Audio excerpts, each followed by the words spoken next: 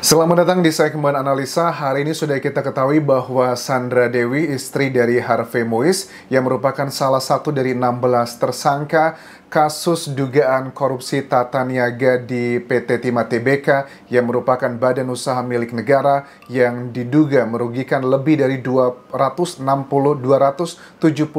triliun rupiah. Angka yang luar biasa banyak banget. Di hari Kamis 4 April 2024 hari ini, Sandra Dewi sudah datang ke Kejagung ditemani dengan dua pengacaranya. Ini juga satu pemandangan yang cukup unik ya. Karena apa? Biasanya karena saksi itu kan belum ada penetapan dia sebagai tersangka.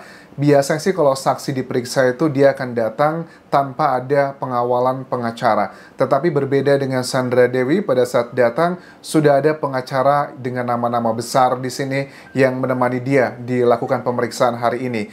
Hari ini pun juga pada saat dia tampil di sejumlah media massa, rekan-rekan wartawan begitu pengen banget mendapatkan statementnya. Sandra Dewi hanya tebar senyum saja. Dia senyum, memberikan tanda love, dan hanya senyum sepanjang dia berada di sana. Pada saat datang juga senyum, pada saat pulang pun juga senyum. Tetapi sebenarnya makna senyuman dari Sandra Dewi ini bukan senyuman yang benar-benar kayak plong atau senyuman yang benar-benar bahagia, karena dia sepertinya adalah sedang menyembunyikan kepedihan dan juga rasa malu sepertinya. Ini kayak teori dekonstruktif ya. Teori dekonstruktif itu artinya adalah apa yang biasanya ditunjukkan di publik yang terlalu terus-menerus biasanya adalah kebalikannya. Sandra Dewi selalu menampakkan senyuman, tetapi sebenarnya rasanya dia tuh sedang menutupi rasa malu yang luar biasa. Dengan jejak digital, bagaimana dia memuji-muji suaminya sebagai sosok yang begitu dekat dengan agama, begitu generous, dan banyak hal positif lainnya. Dalam pemeriksaan hari ini, Sandra Dewi tidak memberikan banyak keterangan, dia hanya senyum saja, tetapi sebagai saksi yang pertama kali diperiksa, kalau dikatakan pada saat ada penyitaan ya dari Kejaksaan Agung di rumahnya Sandra Dewi dan juga Harvey Moise pada beberapa hari lalu, itu kan Kejaksaan Agung menyita sekitar berapa? 1 kilogram emas. Wow, terus juga ada uang senilai 104 miliar rupiah, ini dalam bentuk US dollar dan juga dolar Singapura, plus juga dengan dua mobil mewahnya yang nilainya itu sudah puluhan miliar juga, plus juga dengan berbagai macam aksesoris serta perhiasan yang nilainya juga sudah mencapai puluhan miliar. Kalau kita hitung nih, nggak tahu kalau 1 kilogram itu berapa puluh miliar juga harganya. Puluhan, ratusan, apa ratusan miliar, jangan-jangan let's say anggap aja 300 miliar adalah yang berhasil netnya disita oleh kejaksaan. Karena dugaannya barang-barang tersebut adalah hasil dari tindak pidana dari dugaan korupsi yang dilakukan oleh suaminya dari Sandra Dewi ini. Tapi kan kalau kita lihat dari kerugiannya negara, menurut Ketut Sumedana, Kapus Penkum Kejagung, bahwa 271 triliun rupiah itu adalah baru kerugian sosial, ekonomi, dan juga lingkungan. Tapi kerugian realnya, karena kan ibarat kata teman-teman, kasus ini secara simpelnya adalah mencuri di rumah sendiri dan dijual kepada pemiliknya. Artinya biji timah yang dibeli lebih mahal oleh PT Timah Tbk sebenarnya nggak usah dibeli, karena itu adalah berasal dari tanah dari milik negara yang diberikan pengelolaannya ke PT Timah Tbk. Nah, ini adalah bagian yang menurut aku juga hitung-hitungannya, apakah dengan harta yang sudah disita kemarin oleh Kejaksaan Agung, let's say mungkin 300 miliar, tapi kan totalnya 271 triliun, nggak nyampe 1 triliun. Karena 1 triliun itu adalah 1.000 miliar. Lantas uangnya kemana aja nih? Helena Lim juga sama kan ya. Yang disita ada sekitar uang cashnya dalam bentuk mata uang asing senilai 33 miliar kurang lebih, atau 37 miliar. Terus juga dengan barang-barang lainnya paling juga masih ratusan miliar. Apa kabar dengan 1 triliun aja nggak nyampe? Lantas siapakah yang paling banyak mendapatkan keuntungan dari dugaan korupsi ini? Jadi kalau baru ratusan miliar, artinya ada uang yang lebih banyak yang diberikan ke seseorang. Bagaimana dengan Sandra Dewi sendiri? Apakah dia akan menjadi tersangka? Kalau kita lihat dari pasalnya Tipikor, tindak pidana korupsi, ataupun juga TPPU yang masih belum dijalankan, dilakukan oleh kejaksaan, TPPU adalah tindak pidana pencucian uang. Kalau untuk korupsinya sendiri, dugaan sangat kuat Sandra Dewi tidak tahu, tidak ikut-ikutan dalam peristiwa ini. Karena kan dia tidak bekerja, yang kita ketahui dia tidak ikut dalam usaha atau mengambil peranan, let's say seperti Harvey Muiz ataupun juga Helena Lim. Jadi sangat kecil bahwa Sandra Dewi akan terkena pasalnya adalah tipikor. Tetapi kalau untuk TPPU, tindak pidana pencucian uang, ada potensi sangat kuat Sandra Dewi itu bisa kena pasal ini. Karena di pasal TPPU, salah satu yang cukup at least memberatkan Sandra Dewi adalah walaupun seseorang tersebut tidak mengetahui dari mana asal sumber uangnya atau barang tersebut, kalau dia menikmati juga hasil tindak pidana tersebut, secara yang paling dasar dia bisa dikenakan juga TPPU tersebut, dan hukumannya juga termasuk ada pelanggaran pidana di sini. Dugaan sangat kuat dalam pemeriksaan pertama kali Sandra Dewi hari ini, pertanyaannya masih pertanyaan yang standar aja. Misalnya pertanyaannya adalah misalnya apakah Ibu Sandra Dewi tahu mengenai dugaan korupsi yang dilakukan suami Anda, Harvey Muiz? Pasti jawabannya, saya tidak tahu. Terus juga ditanya lagi, apakah Ibu Sandra Dewi tidak merasa curiga dengan pendapatan suami Anda yang begitu fantastis di pernikahan Anda dari sejak 2016? Anda itu kan sudah diberikan banyak hadiah dari pesawat jet yang nilainya 260 miliar sekian. Beli gitu kan ya, bukan nyewa. Terus juga dari mobil Rolls Royce-nya aja yang harganya antara 18 sampai 28 miliar rupiah. Kemudian mobil-mobil yang harga 1 miliar, 2 miliar, perhiasan-perhiasan yang harga 1 miliar, 2 miliar juga banyak sekali. Apakah Anda tidak merasa curiga dengan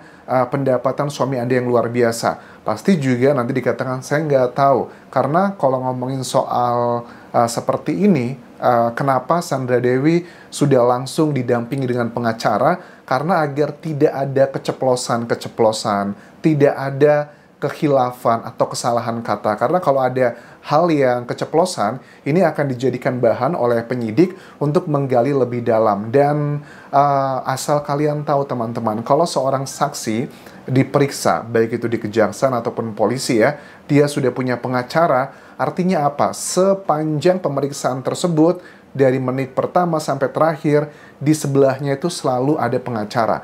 Pengacara ini akan memastikan bahwa kliennya hak-haknya tidak dilanggar. Jadi jangan pernah berpikir kalau seseorang saksi sudah ada pengacaranya, kemudian diperiksa, katanya nanti dibentak-bentak sama penyidik atau dilakukan intimidasi, itu sudah nyaris hampir tidak mungkin terjadi. Itu kalau sudah punya pengacara. Ditambah lagi sosok profil dari Sandra Dewi yang ekonominya udah kalangan jet set, dari keluarga berada juga, jadi nggak mungkin ada perlakuan-perlakuan yang kayak orang maling ayam gitu kan. Ini kan teman-teman bilang komentar, ini bukan koruptor anjas tapi garong katanya. Well, ya memang betul, karena kejahatan korupsi itu adalah kejahatan yang extraordinary dan hukumannya bagi aku masih terlalu ringan ya di Indonesia. Apalagi hukuman sosialnya. Kalau di hukuman masyarakat, orang yang maling ayam atau maling kecil-kecil begitu aja, mereka tuh kadang sudah malu lagi mau ketemu sama masyarakat. Tapi kalau di Indonesia,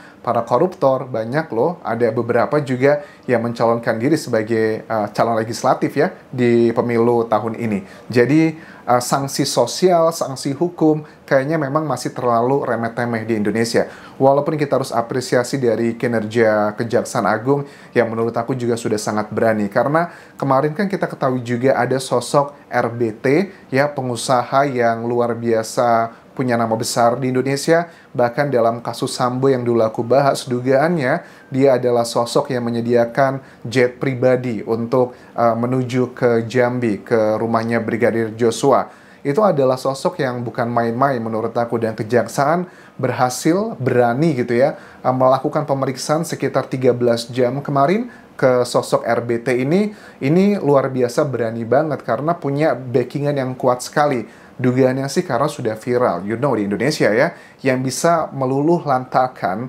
hal-hal yang berhubungan dengan kekuasaan, baik secara networking ataupun ekonomi, itu biasanya adalah dengan keviralan. Well, suka nggak suka, viral itu ada hal positifnya juga kalau untuk urusan seperti ini. Keterangan terbaru juga dari Ketut Sumedana sebenarnya dikatakan semalam ya bahwa ada kejutan bentar lagi, ada kejutan-kejutan yang akan terjadi dalam beberapa hari ke depan. Ya, kita sudah tahu sih, sebenarnya sudah bisa memprediksi, karena kejutan ini adalah berhubungan dengan Sandra Dewi yang ternyata betulan hari ini dilakukan pemeriksaan, dan kebetulan lagi katanya sih nanti bakal ada sosok-sosok populer lainnya yang diduga mereka juga terlibat dalam kasus ini. Apakah terlibatnya adalah dalam tindak pidana korupsinya, bukan yang TPPU. Kalau Sandra Dewi, dugaan sangat kuat dia nanti mengarahnya adalah yang ke TPPU. Nah, kemudian juga kerugian dari negara itu kan uang yang dipakai. Kenapa aku bilang 271 triliun?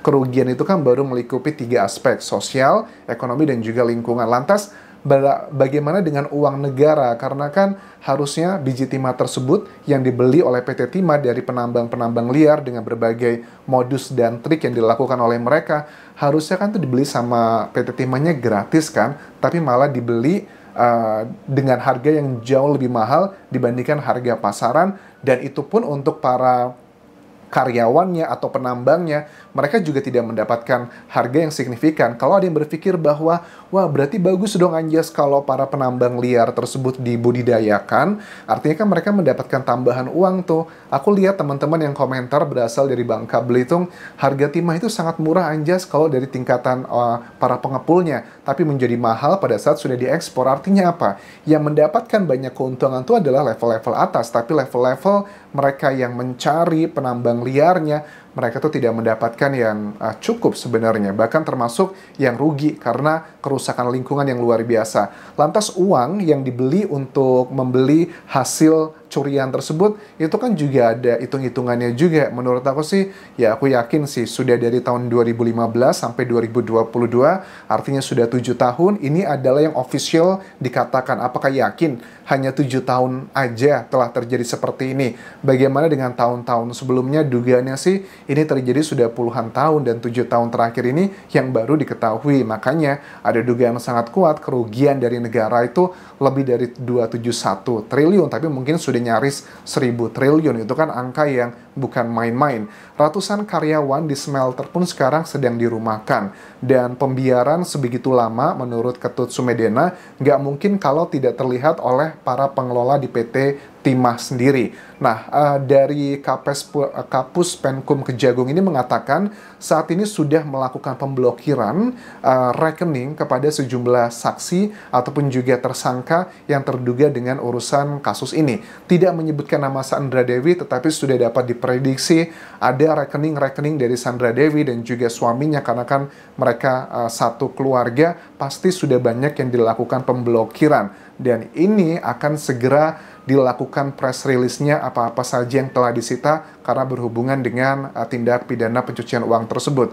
Menurut Ketut Sumedana bahwa sebenarnya pada saat ditanya di wawancara ini, kenapa RBT pada saat diperiksa 13 jam kemarin tidak juga ditetapkan sebagai tersangka, karena ada dugaan bahwa dia adalah sosok yang menyuruh Harvey Muiz dan juga Helena Lim menyediakan peralatan untuk timah tersebut, tambang ilegal tersebut. Katanya Ketut Sumedana bahwa kita memang sebenarnya sudah cukup alat buktinya, tapi jaksa juga butuh keyakinan. Keyakinan itu kan adalah bagian subjektif ya dalam persidangan nanti, yang kalau jaksanya nggak yakin, bagaimana dia akan meyakinkan yang mulia hakim? Karena dalam vonis di pengadilan dibutuhkan tuh kalau untuk hakim hanya satu alat bukti aja, plus dengan keyakinannya itu sudah bisa menjadi dasar putusan. Alat bukti dalam dunia hukum ada 5, dan dibutuhkan 2 alat bukti untuk menetapkan seseorang sebagai tersangka atau menetapkan satu hal adalah sebagai fakta. Ada keterangan saksi, keterangan ahli, keterangan terdakwa, petunjuk, dan juga surat. Dan menurut aku harus apresiasi dari kinerja Kejagung yang luar biasa. Kita akan terus update mengenai kasus ini, dan terakhir tinggalkan like dan juga komen, subscribe channel YouTube ini, follow Instagram, Facebook, dan juga akun TikTok Dian Jasa Asmara. Sampai jumpa.